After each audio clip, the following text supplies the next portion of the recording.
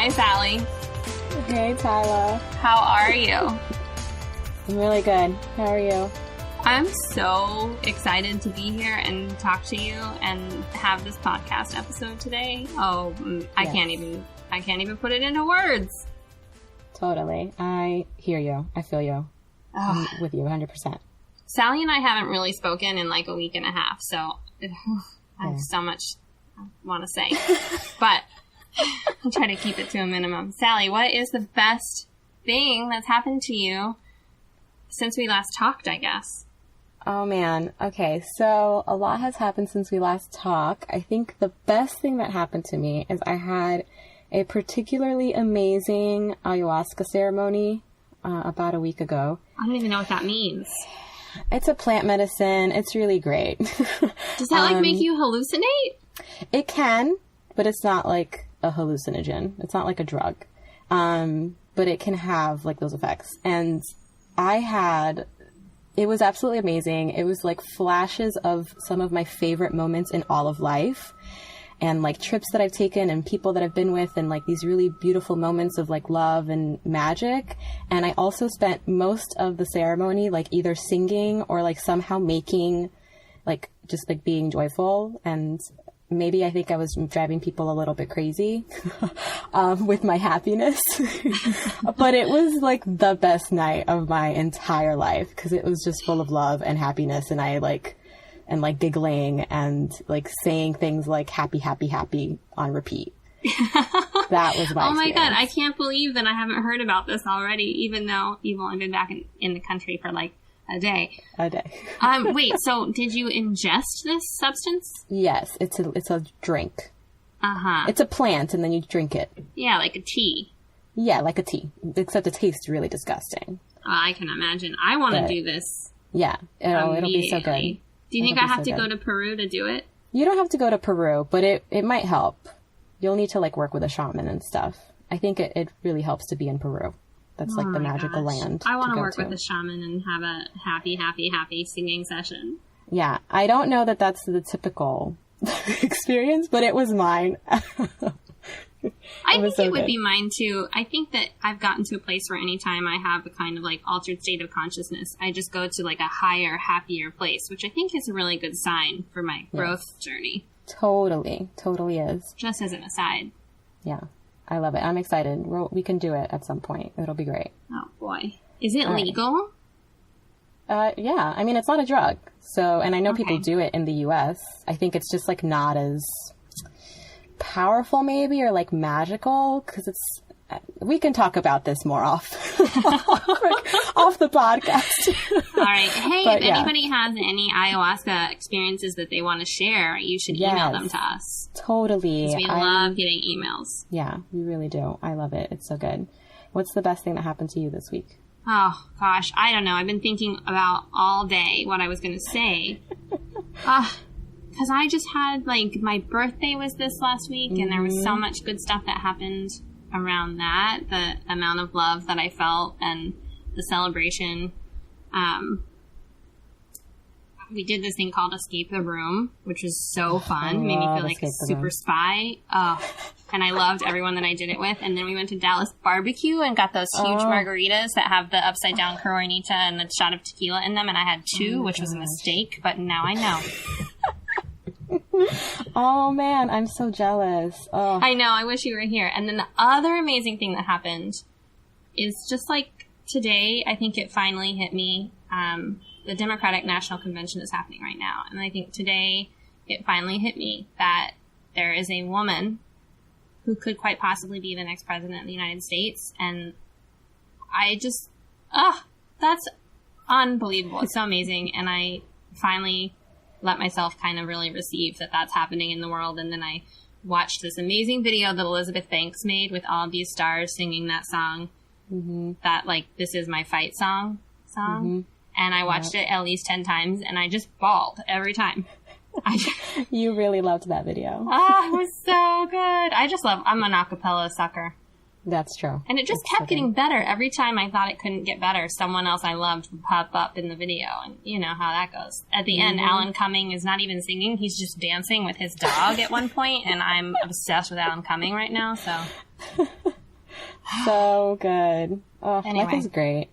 But really one of the best things that happened to me this week is happening right now, because we've had this episode of the podcast planned since before we ever recorded a single episode. And we've just been waiting for the right time to get here so that it would have been a full year from the event that we're discussing. And so I've been looking forward to this conversation for months. Oh, So good. I'm so excited. So without further ado, I would like to introduce Laurel, who is our guest today. Yay, Laurel! Hi, Laurel. Hi, everyone. Thanks for having me. So welcome. Oh my God, I'm so excited. So, Laurel, Yes. you are here to speak with us because about a year ago today, you were diagnosed with Bell's palsy. Yes, that's right. So can you tell us just a little bit, I think, about how that all began? I mean, I know there's probably a lot that you could go into about the experience, but maybe how it presented in its life or in your life when you knew that something was wrong. Yeah. So basically, for anyone who doesn't know, Bell's palsy is when half of your face is paralyzed. And most cases, people heal within 2 weeks or even less. And it just comes on and it's really random. But for me, it's been a year and I'm still not 100% healed, which has completely changed my life because one night I went to bed looking as I always look, smiling as I always smile. And then the next morning I woke up and I had half my face not working. It was definitely extremely terrifying. I didn't know what was going on. I thought I was having a stroke. And it was very scary. I just remember because the night before, like all night, I was having this crazy migraine that was unbearable. So I kept taking medicine, Advil, Tylenol, anything I could find. But I wasn't hungry because my stomach hurt. But I knew if I was going to take more medicine, I had to eat. So when I woke up the next morning, I went into the kitchen to get a banana so I could take more medicine. And the banana was just falling right out of my mouth. And I couldn't chew it. And that's when I looked in the mirror and saw my face really drooping down on my right side. And I went into my roommate's room and I started throwing up because, you're just so terrified and panicked and you don't know what's going on. And she brought me to the ER and they did all these tests because they thought it might be, a tumor or something. And they were like, it's just Bell's palsy. Don't worry. They gave me steroids and antiviral and they told me you will be healed in 2 weeks.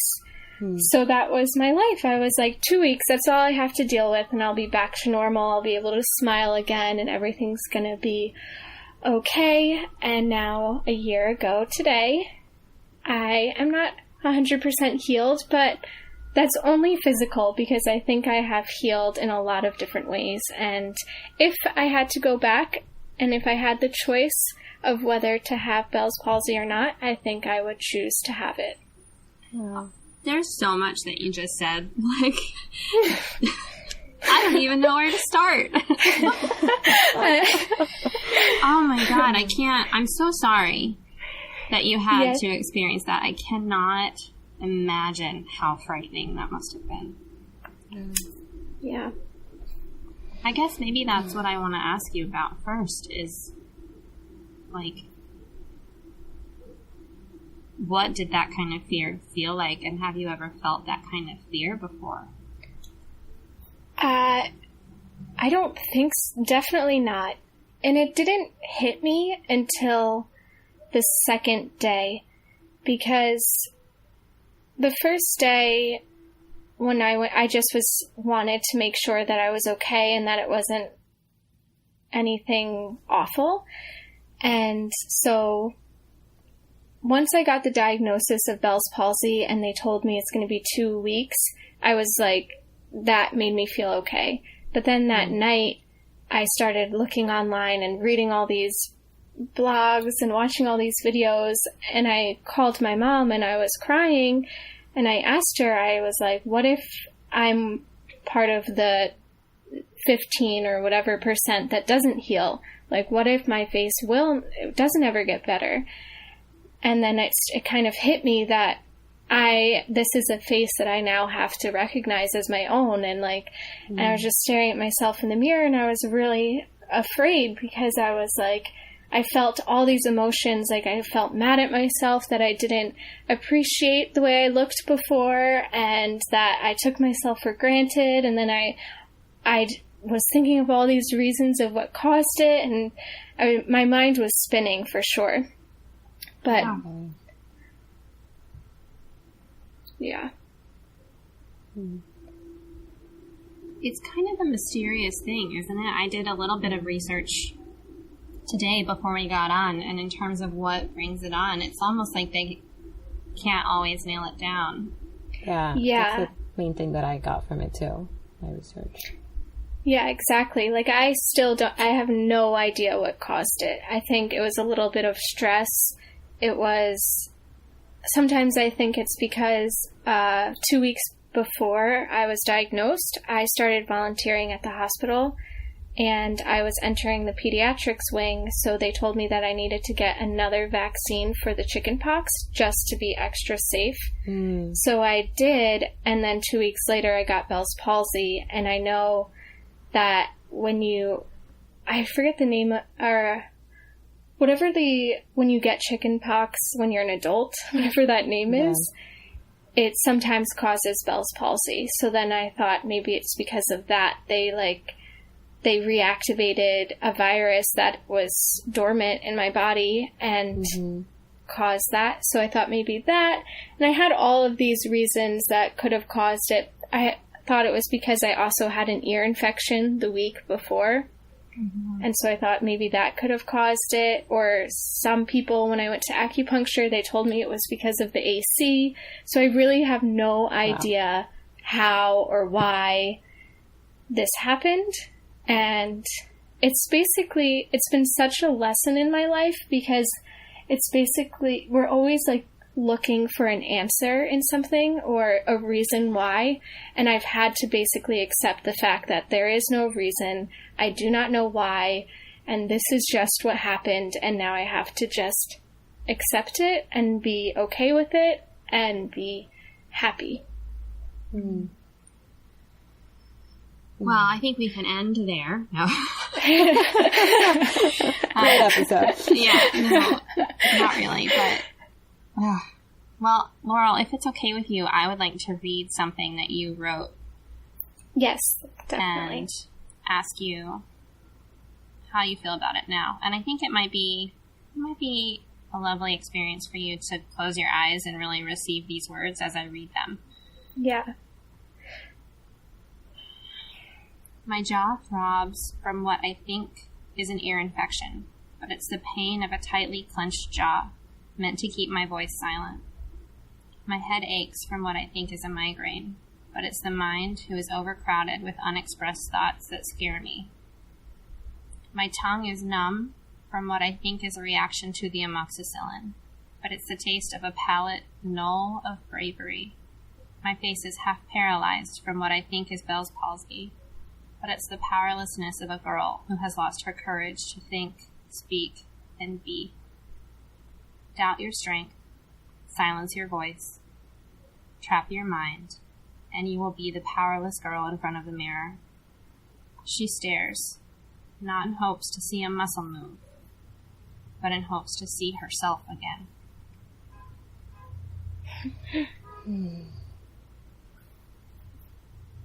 It's crazy hearing that read to me, because I don't think I've read it so many times, and I wrote it, but I've never heard someone read it to me. What's coming up for you to hear that? It's definitely emotional. It brings me back to where I was and how I was feeling when I wrote it. I was definitely not in a good place when I was diagnosed with Bell's palsy. I just had a lot of stress, and I was definitely the biggest judge of my life, and I was really hard on myself, which kind of made me clench up and be silent and just want to crawl into a hole and not exist.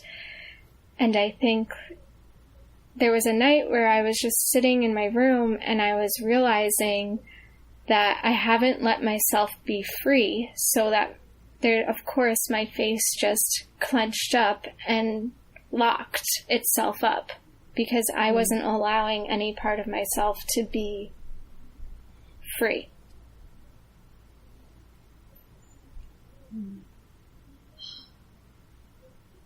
Wow. I mean,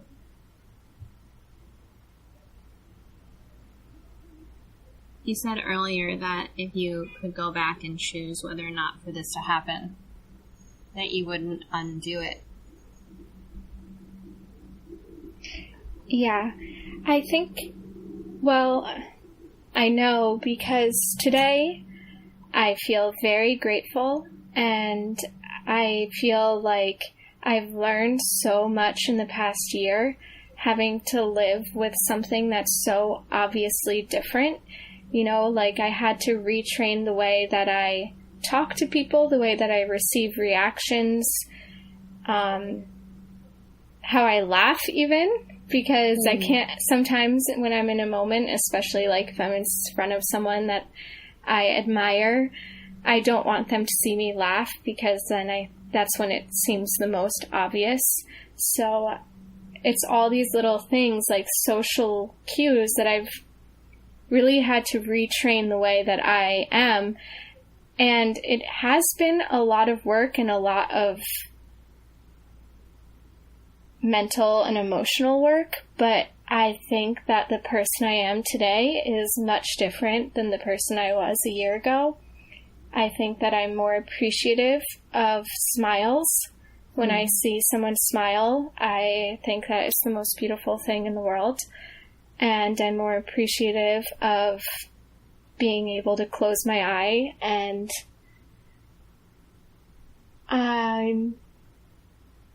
I see beauty differently now. I think that it definitely comes from within, and that what we have on the outside is just meant, our bodies are just a tool. And I don't know, I think that there's all these things that I probably would not have thought of ever in my life, or ever looked back and thought I should appreciate this, and now I'm just so grateful. I mean, I'm happy for even just being 75% healed. I think that's fine. I think that now it's a part of me. It's one of my quirks. It almost goes with every outfit I wear, you know, like I kind of like it now. And it's just, I would be much different if I didn't have it. And I think it's important to even like take whatever is happening to us and whatever seems extremely hard and look at it with a different perspective, because I went a long time where I was just pitying myself. And of course there's some days where I'll be like, oh, this person didn't like me because they thought that I smiled weird, or, you know, like there will be times where I'll like crawl back into that hole. But then I just remind myself that like, if that's the case, then that's not someone I want to be around. Or like, you know, I just have to retrain the way I think and look at things from the other side and not always be so negative on myself. And it's really empowered me in a lot of ways, and it's made me use my voice in a lot of different ways. And for that, I am very grateful and happy for the experience. And I still have hope that I'll be 100% healed. I may not be today, but maybe one day. Maybe tomorrow. Maybe tomorrow. I'm really curious, because it's come up a couple of times now, about how you were experiencing your life before you were diagnosed, because, you know, you mentioned some stress and you mentioned maybe some ways that you weren't expressing yourself fully before. So I'd love to know more about what was going on with you, how you were experiencing life. You don't have to go into like the laundry list of like, these are all the terrible things about my life. But I'm just really like curious about that, especially since it seems like you've come such a long way in terms of your gratitude. And I think especially in terms of talking about how you have learned to use your voice. Mm-hmm. Definitely. Yeah. So I graduated from Mount Holyoke College in 2014. And I left thinking that, I don't know, naively, that the job hunt was going to be easy breezy and that no big deal, I'll just apply and something's going to show up. And it was just rejection after rejection after rejection.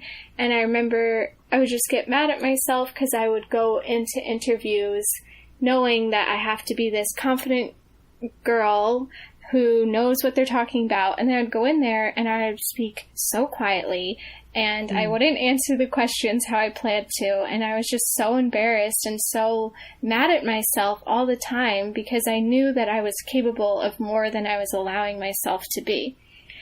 And so I just got really mad at myself, and then I just completely gave up and I moved to Seattle, and I was staying with a family friend, which was really nice, but she has a family, and so I was basically just always home with the kids, helping them where I could because they were housing me. Mm-hmm. And that made me feel guilty in a lot of ways because I was like, I'm still not doing anything productive. I'm now just a live-in nanny. So then I moved to LA, and I was given from another family friend a position as his studio manager / production assistant, and he's a photographer / videographer in LA. And that was a lot of fun, but I also didn't fit in well with LA. I always, all of a sudden, felt like I wasn't cool enough and I wasn't pretty enough, and I was always trying to be accepted in a lot of different ways. And one of a moment that I always think about when I think about my experience in LA was I went to this party, and you know, when we got dressed, and I didn't really think about anything that I was wearing, but when I got to the party, someone came up to me and was like, "Why are you wearing a cardigan? You look so nerdy. You could be so hot if you would just take that cardigan off and maybe change this and change that and do this and do that." And I was like, oh my God. And instead of being like, I fucking love my cardigan, I'm going to keep it on, I went to my friend and I was like, give me your leather jacket. I need to put your leather jacket on. Like, please, I don't want to be wearing this cardigan. Give me your leather jacket.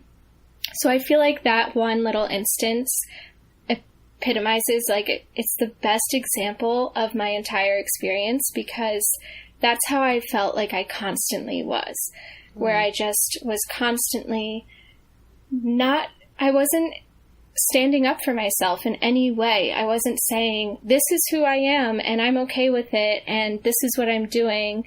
And this, you know, I just was always looking for someone to come up to me and say, you're perfect, which, you know, instead of telling myself you're perfect. And I think it just really took a toll on me. So I just started not allowing myself to be who I am. And I was afraid of being criticized. So it was hard.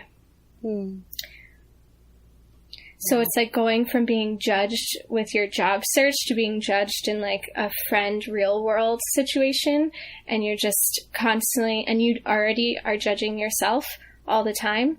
So it was all this judgments coming from all different angles. And I was like, I didn't know how to push back. And I think Bell's palsy gave me that voice. It gave me that reason to be like, well, I've had enough. and I am who I am, and I think I'm great and powerful and beautiful, so everyone else can fuck off. Perfect. You are great and powerful and beautiful. Thanks, guys. Oh, something that's coming up for me while you're talking is, I don't think it's off topic, maybe slightly. But, you know, they out there who say things, they always say that when we talk about law of attraction and manifestation and all of that, that you are attracting wherever your vibration is, which in a way is, I think when it comes to physical conditions, can be hard to metabolize. I know I had food poisoning not that long ago, and I just laid in bed, you know, for like 3 days being like, why is this happening to me? How did I bring this on? Like, why has my body betrayed me? I don't know. I just think it can be such a complicated thing when you start to talk about why things manifest in the physical body when you're actually thinking about manifestation. Yeah, I definitely agree with that. And it's funny because, so I started going to therapy, and I was talking to my therapist about the same thing. And she was saying how whatever your thoughts are, if you're like mentally unhealthy, you will become physically unhealthy as well. Mm-hmm. And I think that's definitely true.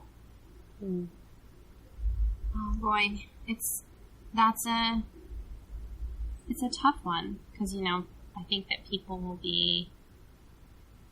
I had a friend who passed away from a very rare and aggressive cancer, and for a long time it's been really hard for me to reconcile that. I mean, I like that framework that you just used, but that her thoughts were unhealthy enough for them to manifest with that aggressiveness and that much pain in her body. Yeah. But at the same time, I do think there's something to it. And I also know that that's a tricky thing to talk about. Yeah. I think it's really... Oh, go ahead. Yeah, I think that part of why it's tricky is because of the perception people have of like, well, then you're just blaming yourself, or like, oh, well, why are you blaming me for like this thing? But I think that if we just take a moment to take that out of it, like the blame or the like fault in it, I think that if you take that out of it, it becomes much more neutral, and it becomes much more, I mean, basically like how Laurel is describing her own experience of, you can get into a space of acceptance and almost celebration even if you take that out, because I think that's what gives it this like negative charge and this like, oh, this is tricky to talk about, this is tricky to think about, but like, we're not saying that Laurel's to blame, you know, like if, and she's not receiving her experience in that way. So I think that if and when we can take that out of it, which obviously takes its own, its own process to even get there. Well, right. Yeah. And I think, Laurel, you said that the way that you were relating to this also changed over the course of, you know, the past year. How long do you think that it took you to get from a space of being kind of angry and scared to a space of being more accepting of the situation? Definitely probably 11 months. You're like 1 month ago. Yeah. I hit that sweet spot. No, but when you were saying that, Sally, I was thinking also the fact that, you know, it can be, I mean, it's the fact that it sometimes has a negative charge. I feel like it should also be that much more inspiring, because if we have the power to make ourselves sick, then you can't even imagine the power we have to make ourselves better and healthy.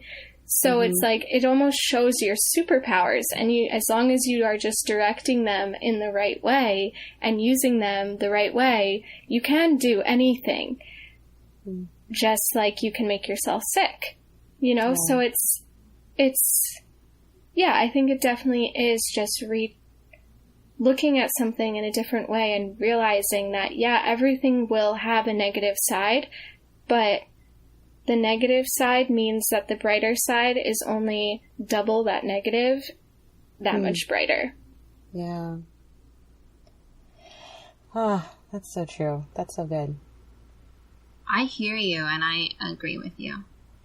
But I know that for anyone who's lost someone to any kind of physical malady, that it can be so hard to stomach that. Yeah. And I think that that's like what requires an even bigger shift in perspective. Again, thinking about my friend, you know, I've gotten past the space of being like, well, then why couldn't she make herself be well? To looking at it in a way of like, well, it seems as if the reason that she manifested that experience is because her time on this earth was ready to come to a close. Mm-hmm. Right. And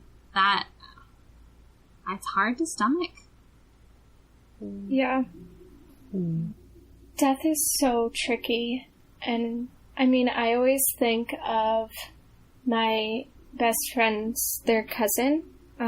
She died in a car accident, and I wasn't that close to her, but I knew her well enough, and every time I was around her, I always remember thinking, this girl has such a bright light, and I wish I had that. And I remember I went to her funeral, and everyone was talking about how much they loved her and how much they had affected their lives.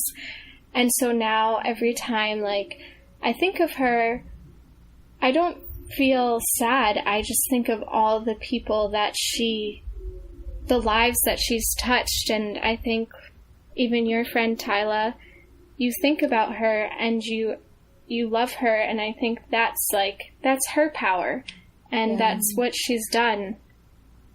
Mm-hmm. She's touched lives and she's made people smile and laugh and miss her. And that's a good thing. Yeah. It's totally a gift. Also, she came to me in my ceremony. She really did? Oh my God. Yeah. Ah, and then I just kept repeating her name. Oh my God. Oh boy. All right. Now I'm really going to cry. Is that gospel music I hear in the background? Oh, yep. That is the church underneath where That's I love so singing. Mm-hmm. Oh boy. Oh, Laurel boy. lives above a church and they only have services, like once a week? On Sunday and Wednesday. Sunday I love that in the we've morning. chosen to record right while we're... It's amazing. It's so beautiful. Yeah, it really is. So funny. I want to know about the kind of joy that exists in your life, Laurel, and I know that that's kind of a vague prompt, but I'm feeling called to just ask you about joy and how your relationship to joy has changed. Let me think.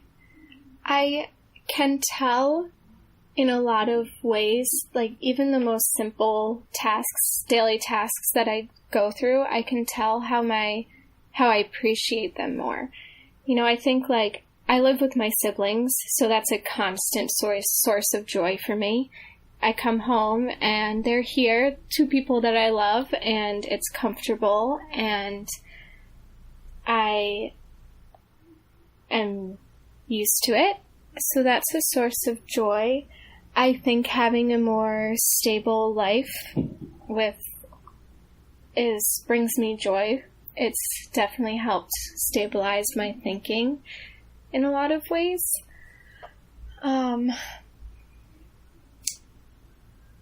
My bed brings me joy. I took a long time, and I know it's so silly, but I built it, and I made all the throw pillows myself, and... What? This is amazing. And I just, put so much effort into it, so it's my little cloud of heaven, and so it definitely brings me a lot of joy. How did you build your bed? It's really easy, honestly. You just get 2 pieces of plywood and you put them on cinder blocks, and then you put your mattress on top, and then you have a floating bed. That's amazing. Oh my god. Handy woman tips from a year ago today. This podcast covers everything. True. Oh man.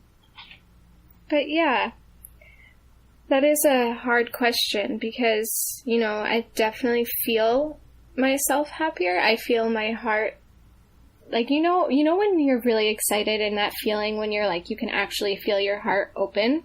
Mm. And I think when I was sad, I never felt that feeling. And now sometimes, like, even in the most random moments, I'll just feel it as if I'm in line for a roller coaster. And I'm like, oh my gosh, I'm so excited right now. And it's just like a pure happiness and joy for, like, I don't know, anything. I mean, I feel it right now. So. Aw, yay. Okay. It's almost like I know exactly what you're talking about feeling that kind of joy, and also feeling like it's something that you really didn't have in your life before. But I also feel like when I think back to who I was as a child, it's almost like that. Like the childlike joy. Yeah. When everything is huge and monumental, and it's like the first time that you're experiencing whatever, and you're just in awe of life, yeah. Definitely. Because even when I'm super joyful and excited, I definitely act silly as if I'm a child. So. Yeah. For sure. Life's a miracle, guys. It's so interesting because I know Laurel in person, but I've only known you for 2 months? Yeah. And so I don't know anything of you before your Bell's palsy. And I can't imagine a not joyful version of you. That's so nice. I know, it's kind of crazy because, I mean, when I think of who I was a year ago and like how sad I was and just not happy in any way, it's crazy because my entire life I never thought I would be in that place. I was like, I am strong, I don't have anything to be sad about, and I just never thought that would be me. And then there I was struggling so much and just unable to, it's like this feeling of not even knowing who you are or what you stand for. It's like I was just living in this empty body. There was no life in it, and I just didn't know how to function.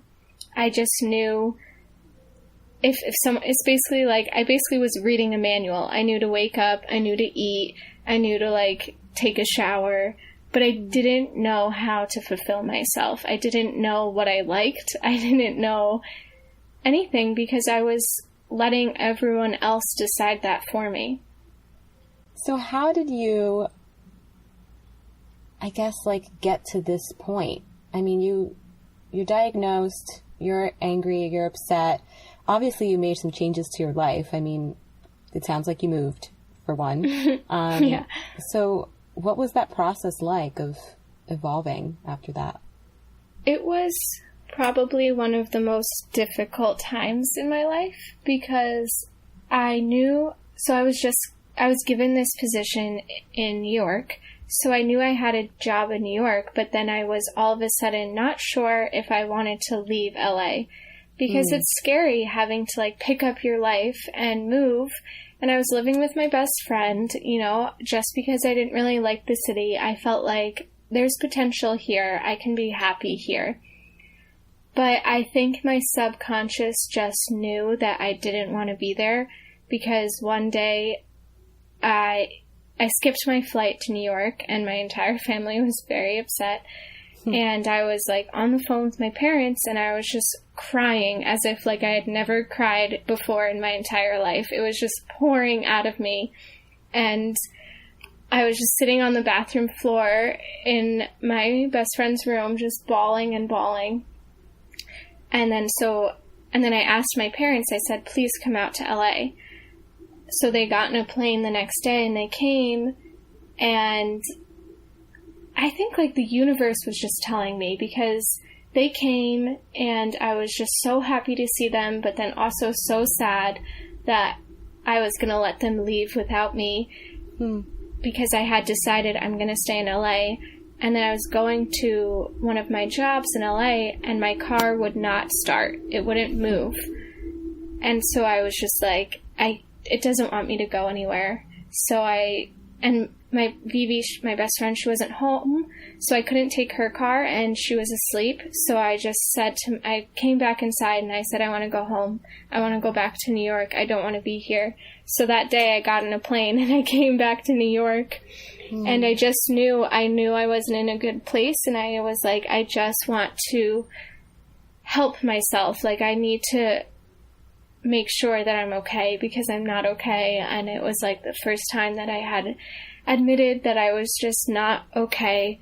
So I went to therapy and that really helped. And I just started to think about everything that I wanted, and I was just in a place where I didn't care what anyone else had to tell me. You know, I was so influenced by everyone else's opinion, and I just for once wanted to make a decision for myself that had no one else's name on it. And I decided to take this time while being in New York to not think about whether I was going to move back to LA. I mean, all my stuff was still there, and I didn't decide if I was going to stay in New York, and I just had this bubble that I made for myself, and I decided I'm going to sit in this bubble. I told everyone that don't talk to me. I didn't respond to any text messages, and I said, I need to help myself. That's all I want to do right now. And it was like boot camp, emotional boot camp, and I just sat with myself and I listened to myself and I said, what do you want, Laurel? What makes you feel happy? And I just listened to my feelings and followed them with every step, and whatever made me feel good, that's how I made my decisions. And I felt myself in LA, and then I felt myself in New York, and New York made me feel happier, so I said, I'm going to stay in New York. And then that's how I slowly started regaining joy and happiness and all of these positive things, because I just listened to the way I felt. If I didn't know the answer mentally, if I couldn't figure out what was best for me, I just felt it. And whatever felt better, I was like, that's what I'm going to do. How long ago was this? This was in April. So not that long ago. No. That's amazing. Mm-hmm. I feel like I've been putting a lot of energy toward trying to live my life that way. And for some reason, it's not instinctive, and it seems obvious, but in the moment, it's not always. Do you find that you're still living life that way, or was it like you had your bubble and you were really in that space, and now you're just living life normally again? No, I think I'm definitely, because it's a conscious effort, you know? I think it's mental, it's like working out your mind, you know? You have to think about it, and you have to be aware of the way you're thinking.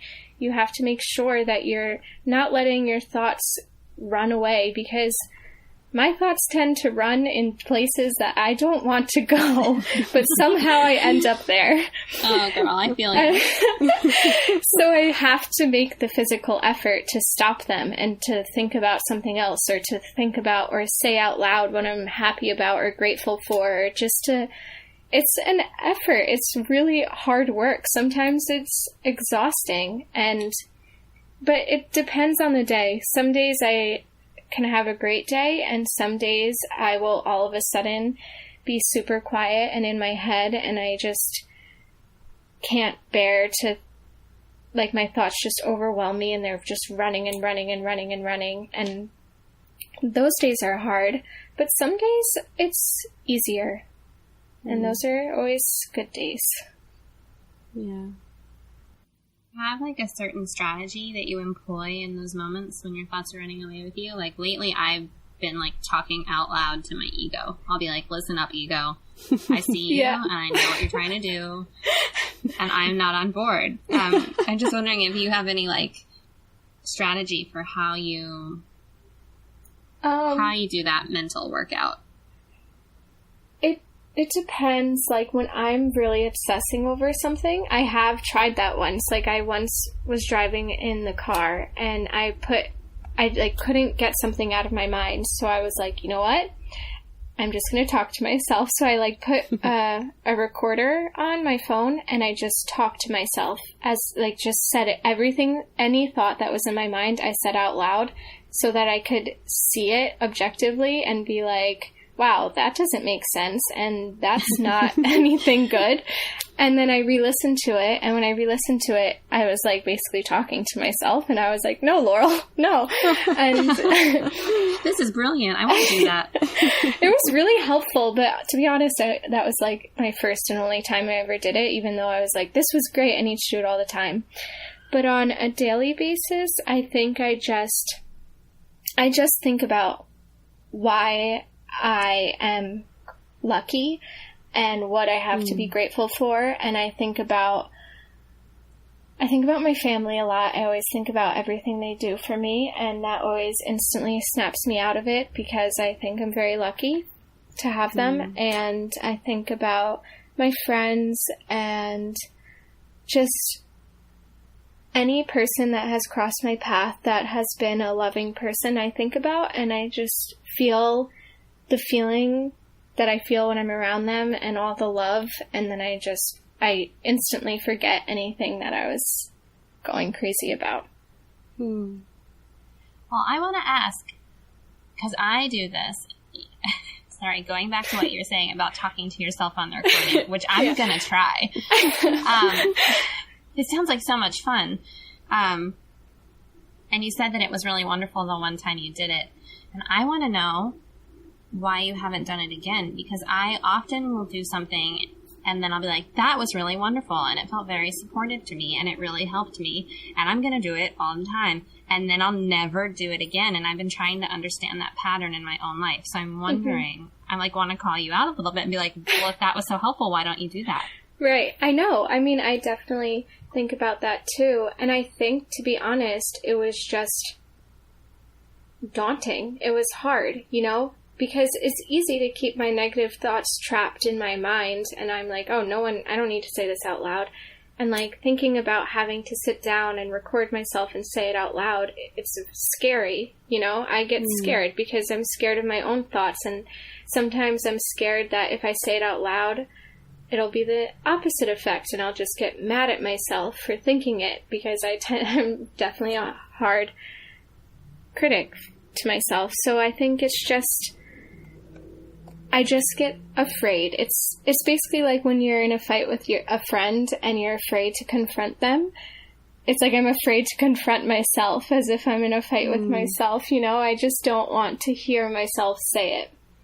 So then I'm just like, okay, and then also time and other normal things that happen.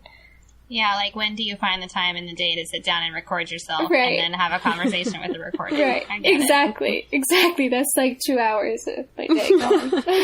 It's so interesting, though, what you're saying about not wanting to confront yourself, because I think that that's probably the exact same reason why I don't do the things that I know are supportive. But at the same time, I'm like, isn't my whole goal in life right now to confront myself and to change these limiting thoughts and limiting patterns so that I can evolve into the person that I want to be?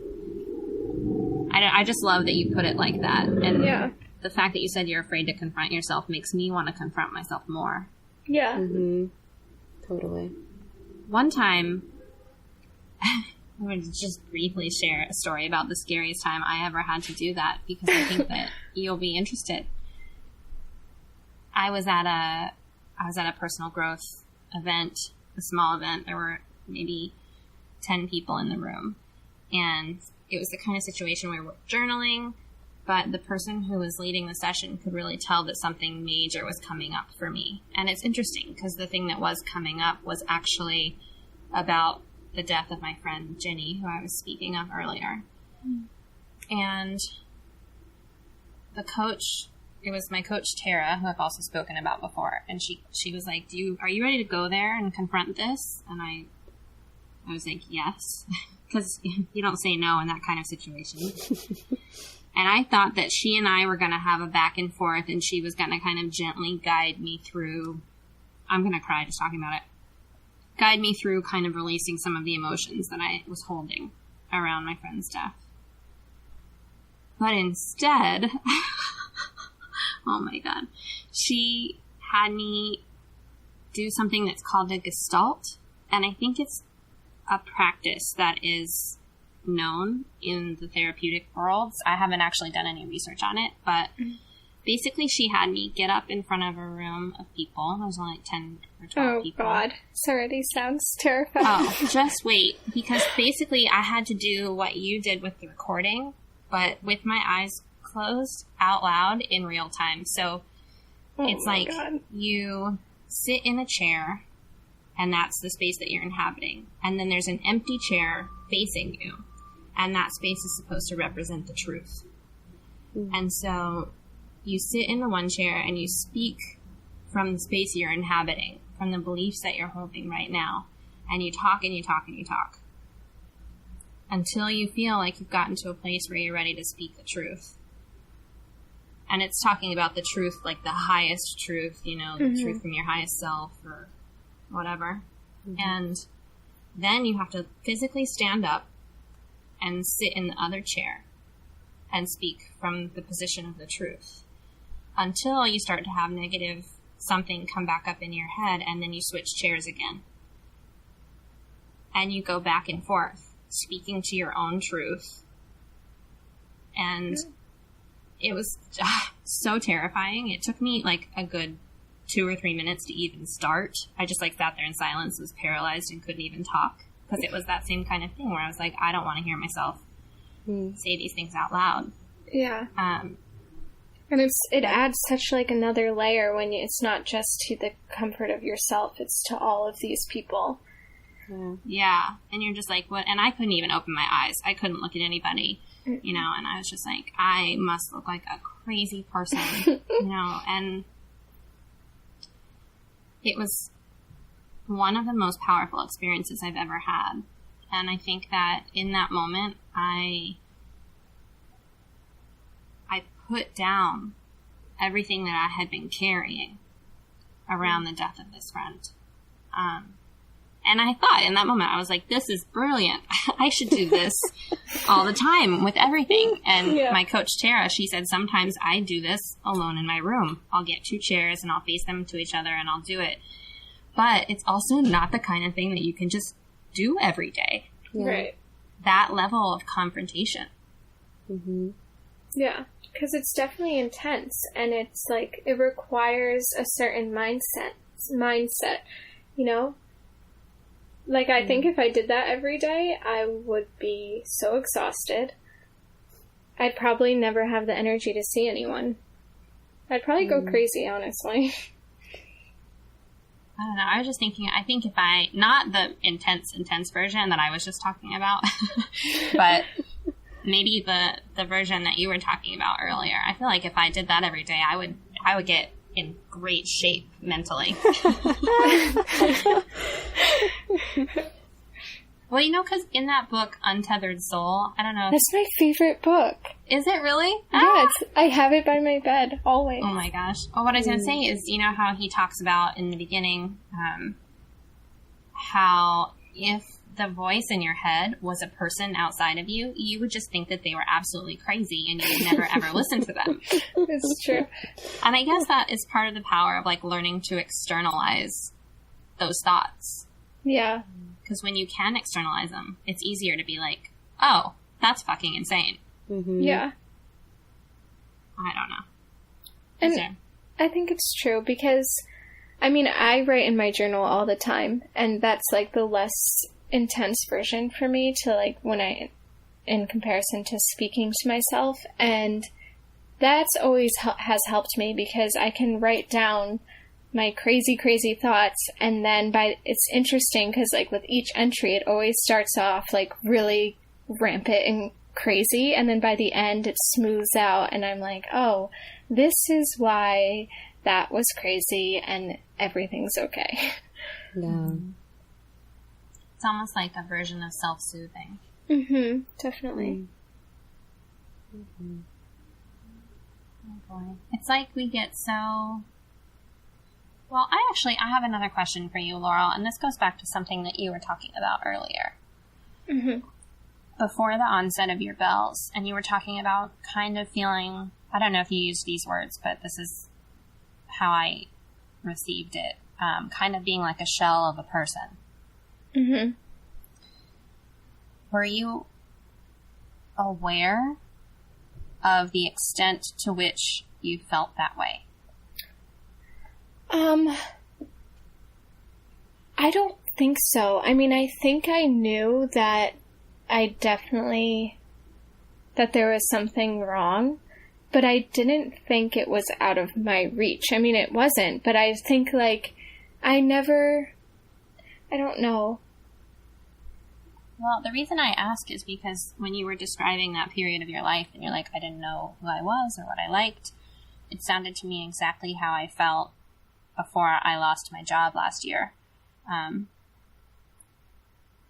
I knew that I was not happy, but I had no idea how truly unhappy I was until something happened that like woke me up.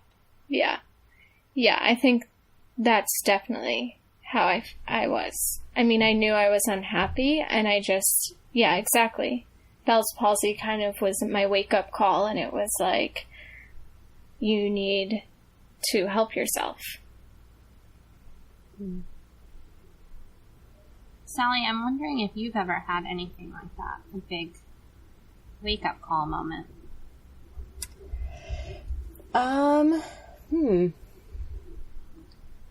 Well, I've talked before about how miserable I was at my old job, the last job that I ever had, and like drinking at work and that sort of thing.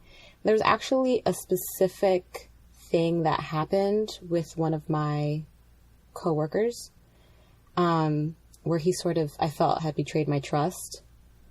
And even though that seemed, I think, smaller than everything else that was happening, I think that really impacted me on a much deeper level in ways that I didn't even realize until afterwards.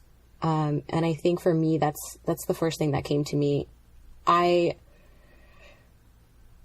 couldn't believe that I was the type of person who could invite that into my life.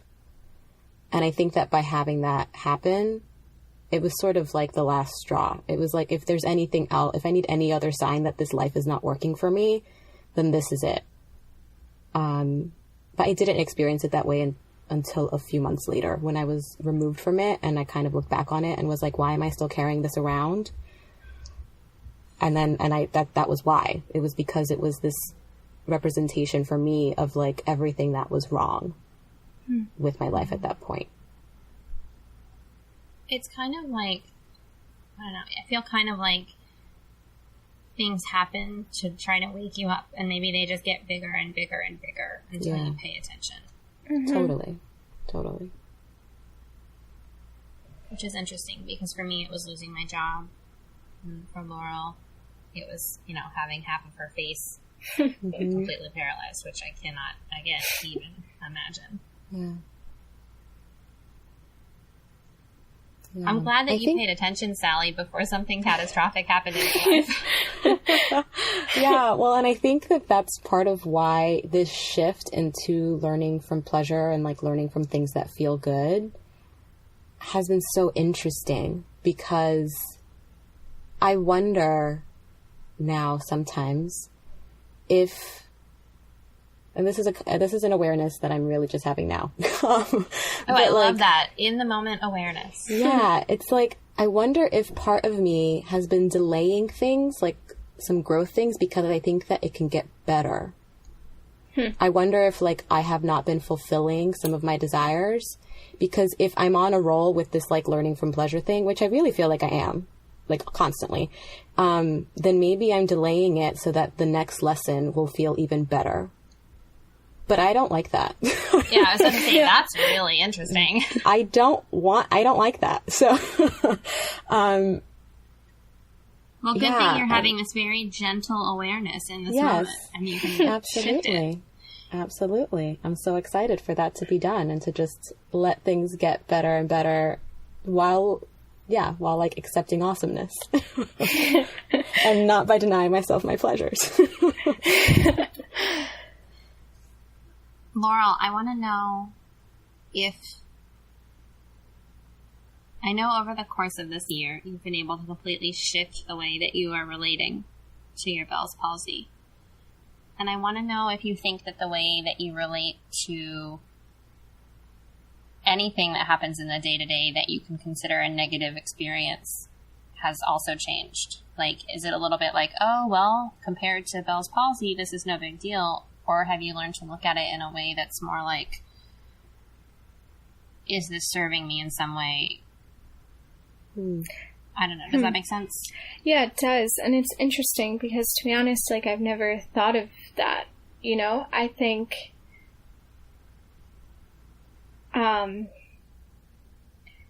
I often forget that I have Bell's palsy. So, and especially when like I have a busy day or I get swept up in whatever is going on, I still can get easily annoyed or mad at the smallest things. And it sometimes doesn't even hit me to think like, take a step back. You have so much to be grateful for. This is not something to be mad about, you know? And I think that's like definitely maybe something I should start trying to do or trying to like think about and be like, listen, this is the least of your worries and don't worry about it. It's fine.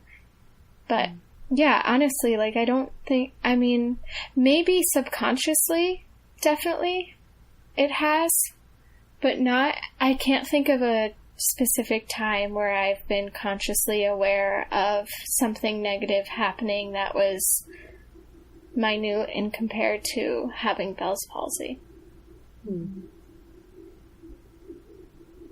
Sally, do you have anything to add about that? Well, I think it's interesting though, because the way that you were talking before about like the gratitude that you have and like, and that you allow yourself to experience, maybe you're not giving yourself enough credit. I guess it's like my point. I wonder if you are, because the way that you talk about it, it does seem like, it seems like you do have a much better grasp over like, maybe not necessarily, oh, well, this isn't as bad as this, like X isn't as bad as Y. Maybe you don't frame it that way, but it does seem like you're still like, why am I stressing over X? My life is amazing. Right. So I wonder if you can just like really let yourself own that you do, like you have been shifting, you have been growing, you have been really evolving and allowing yourself to go to really good places. Even if, I don't think that it ever goes away, that like the anger at really tiny things. Especially like, not if you live in New York. Yeah, I feel like even the most enlightened people have bad days or like have bad moments. Yeah. So yeah, I think that you should give yourself a little bit more credit for where you're at right now. Yeah. Sally and I really love to point out when our guests are not giving themselves enough credit. Yeah. It's true. Because you're awesome. Keep being awesome. Thanks, guys. This has been so nice. I'm honestly, I was so nervous and I was like, oh my gosh, I don't know what I'm going to say, how I'm going to say it, but this has been really nice talking to you guys. You guys are great. Aw, thank you. Yeah.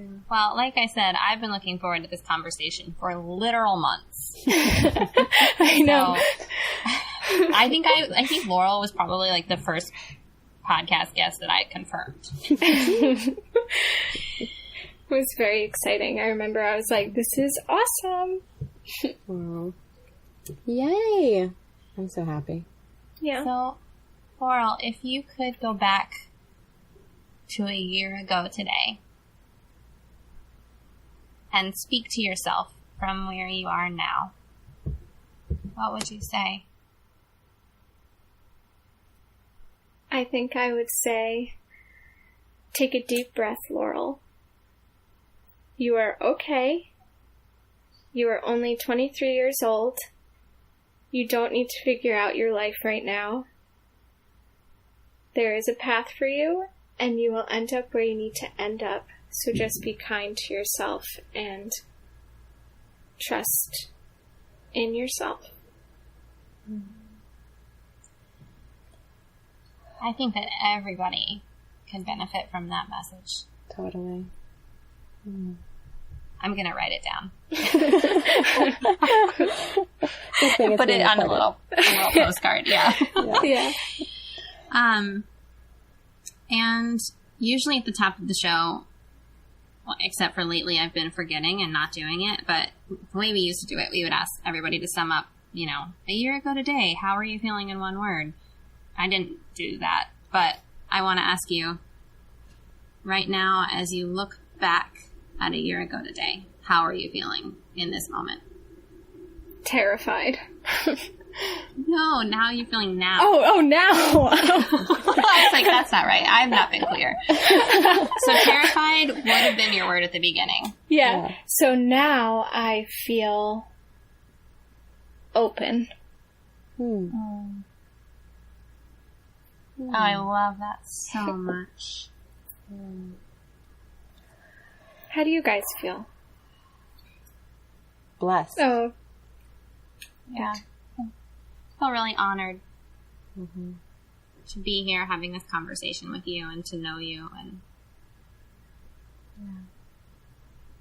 and so grateful that I'll be able to share this conversation with other people. Yeah. nervous to hear myself speak on a podcast. It's so funny. It gets better. If you do, I feel like with each episode, I mind my voice less and less, which is good because I think that I'm talking more and more. Yeah.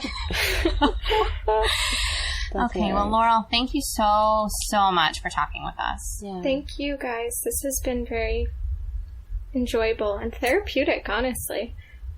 Just have me on the podcast every time. Oh my god. Okay. Well, this could be a little teaser.